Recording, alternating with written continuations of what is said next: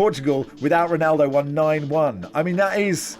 Intrinsically, Barney, that is just hilarious. Maybe every team should have to play the most famous person in the country. Team USA had to play Trump up front. Tuchel's got to really struggle when you go, why have you gone with McCartney when Prince William is clearly younger?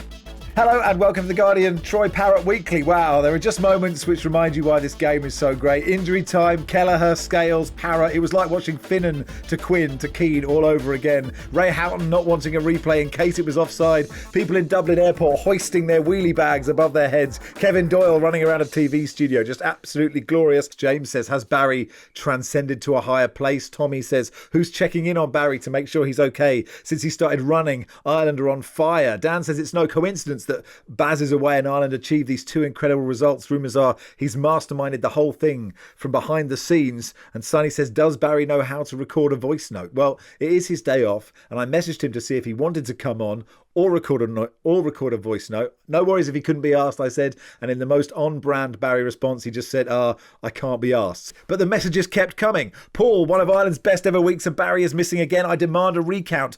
O'Sheen, where's Barry and what have you done to him? Gareth, we definitely need a voice recording for Baz this time around. Robert, where's Barry? Terry, surely you get Barry on for this. Mitch, get Barry on the pod immediately. Paul, voice message from Barry, please. Preferably one recorded at 4 a.m. Well, at 4:06 a.m, Barry wrote, I will do one. And 3 hours later, he did. And here it is. What can you say about Troy Parrott? What a week it's been for him. He's 23 years old.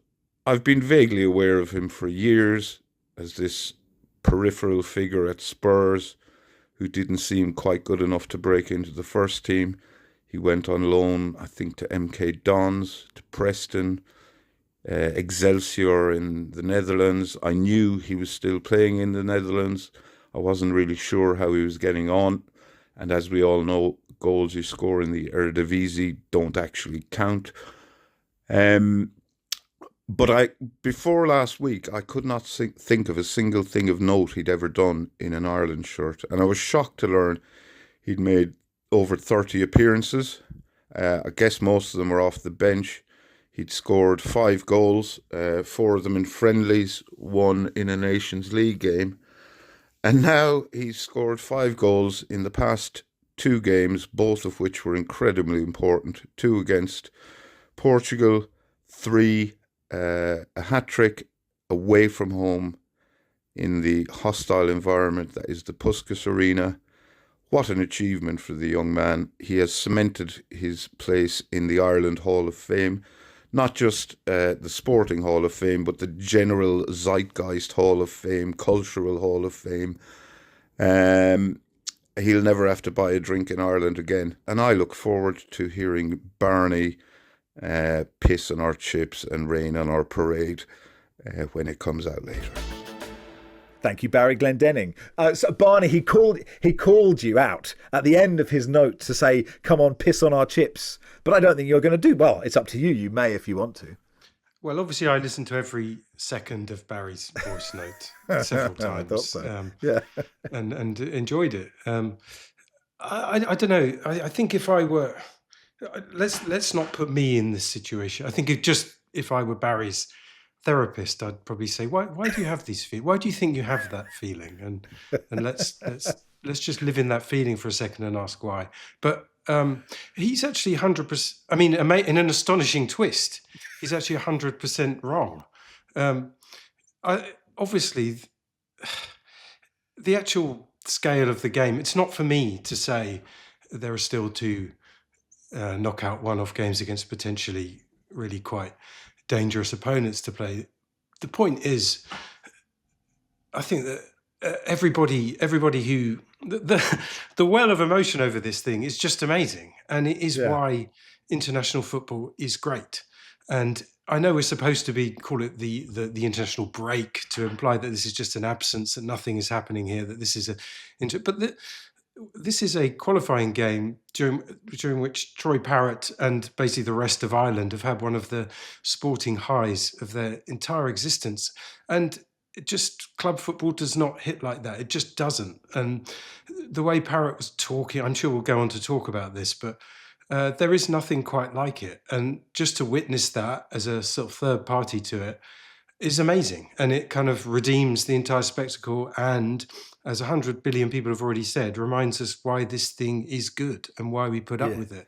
I think it's the moment of the sporting season so far, and I'm really sorry, Barry, if that doesn't fit your narrative, but at least I've managed to annoy you even more by agreeing with you. And I don't know, it's just one of those moments, like I could watch, John, the goal, and then like the next sort of 4 minutes when Hungary have the ball, and then, you know, Ray Hound's going, just Kelleher, just get it launched. There's got to be full time. Just over and over again. It's one of those moments where even if you're not an Ireland fan, I just want to get all the content. I want all the airports cheering. The Brazilian ESPN commentary is amazing. It's all just like totally joyous. Yeah, I imagine that if there is a Mrs. Troy Parrott or Mr. and Mrs. Parrott, his parents, they're currently looking at a wall on the room to put the picture of that moment on there, because Troy Parrott becomes a national and international hero in the space of 5 days. I actually saw last season Troy play for Excelsior Rotterdam. I suddenly I texted my Irish contingent friends saying, Troy Parrott's played in this game. Because Troy Parrott was a big hope for the Irish fans a few years ago when he was never quite made it at Tottenham and then went on a series of loans. Obviously a good finisher.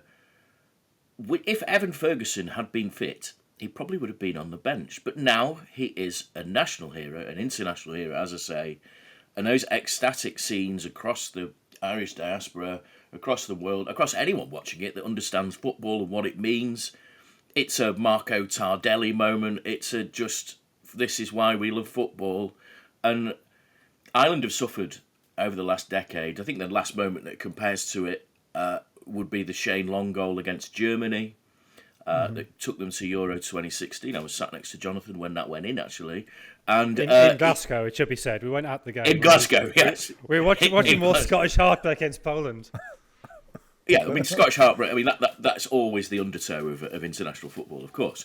But Ireland have suffered. They've had some, failed regimes. Stephen Kenny, the Russell Martin of Irish football, trying to play an idealistic way. When Ireland under Jaime Hallgrimsson put them under pressure, get it launched, get it in the box, let's see what happens.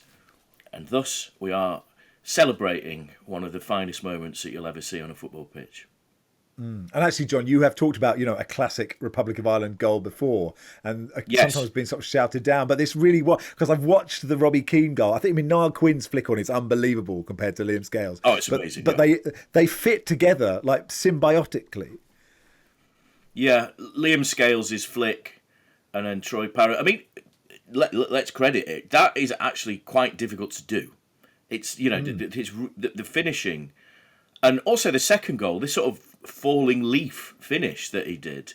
It reminded me of another Irishman, John O'Shea's goal against Arsenal for Manchester United about 20 years ago, where he just drops in, and everyone's watching it thinking, is that actually going to go over the... Yes, it has. And just ecstatic scenes. Also, as Barry said in his voice note, the Hungarians' desolation followed them trying to game the system a little bit, didn't it? They're trying to kill time, but the panic setting in was just incredible. But because we obviously take research very seriously, I also saw Troy Parrott play last season.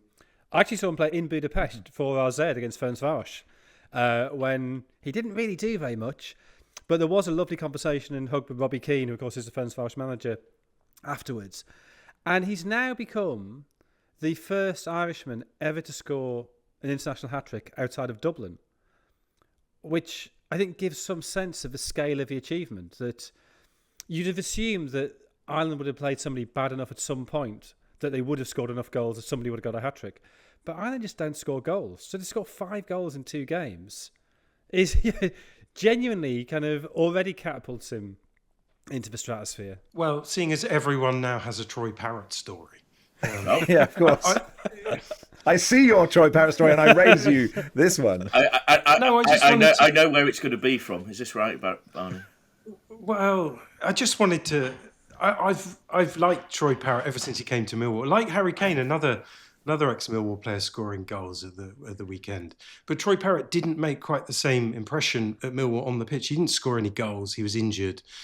But he was really popular for two reasons. One, he was obviously a really good player. He's got that movement. He's like a proper athlete, a proper mover. He's really quick. He looks hungry. Just the way he moves looks good. But also, he had a reputation as a bit of he was having a good time in Southeast London, and Millwall fans liked that. They liked Victor Onopko and Uran for the same reason when they came and spent most of their days in the New Cross Inn, which I remember well, and went down that season. It wasn't like that, but the word was just that he was a good bloke, and everyone liked him and wanted him to succeed. And I kind of followed all his movements since, wanting him to be the Troy Parrott we knew he could be. And yeah, what an incredible moment for him. He's immortal now. It's great. But you could see, even then when he wasn't scoring, there were all sorts of problems, that he really has talent and really is a proper finisher.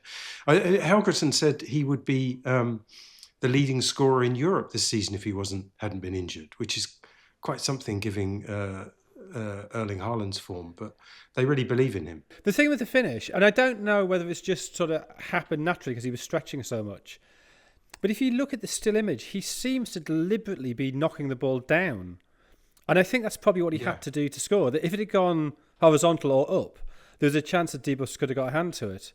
But by knocking it down, there was no way he'd get his hand down to it in time. I think Dibus actually, I don't want to say cowardly, that's probably a bit strong, but he's definitely hesitant.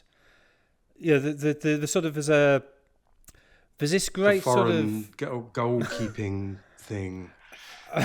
He wanted to flap at it, like with a weird double-fisted punch that goes nowhere, but that wasn't available to him, and he had nothing else. Is that what you mean? It was I just think there's a great sense of momentum towards the goal in that moment. Kelleher's ball in, the flick, suddenly everything's converging on that spot. You shouldn't be able to get on a flick 4 yards out. The keeper should have got there. I think he's slow to come out. It didn't matter, but I think the reason why you don't see that type of goal more often is that most keepers will get out slightly quicker and be able to smother it. And maybe he just wasn't quite brave enough. Well done to the Republic of Ireland. I don't have a Troy Parrott story. I feel that's why you three are Galacticos, of course, and I'm just the water carrier amidst this group of number 10s. But maybe I'll get one day. Maybe he'll borrow my fridge, or I'll borrow his Breville. You know, it'll all work out. Also in that group, Portugal without Ronaldo won 9-1. I mean, that is. Intrinsically, Barney, that is just hilarious, isn't it? It was like the Portuguese just went, yes, finally, watch us. Yeah, watch us fly. Unfortunately, this version of Portugal may not be exactly the same version that appears at the World Cup next year. There may be, I don't know, a 10% difference in the outfield players when it comes to the World Cup. I mean, Portugal have so many good players. They really do. They have genuine strength in depth, and just players who are really suited to the way international football is, the way so much of it is about being able to control the ball and make choices. And when the game goes a bit baggy and saggy, to be able to just keep possession and do things. When people say that England must be favourites for the World Cup, I kind of, that's obviously not really an accurate view of things, but I do think about how good and how deep the talent is for teams like Portugal, who, I don't know, would you back England to beat them? Possibly if Ronaldo's playing. And Ronaldo will be there, obviously. This is a massive event in his existence, going back to America, as we all know, because he's got a mate in the big office now. But yeah, they're a fantastic team, and I don't really know how they deal with the problem of this relentless, the most famous man in the world plays up front. Like, England think they got a problem with Bellingham. Well, welcome to Ronaldo world. Do you think if Team USA had to play Trump up front, they'd struggle as much as Ireland did Portugal did in Ireland? I haven't read Wilson's article on whether Trump can press from the front, but I presume maybe every team should have to play the most famous person in the country up front. I don't know who would that be in here. I guess it would be someone I've never heard of off the internet. It would be Or Paul McCartney. Yeah. Paul McCartney up front. It's like Paul McCartney or Prince William, isn't it? It's one of the two.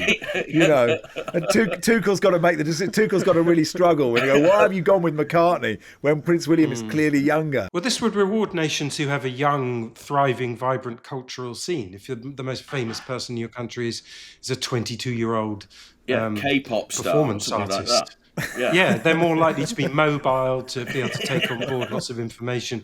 Whereas McCartney's going to be floundering. It really benefits Argentina because the most famous person in Argentina is Messi. That's true. Yeah.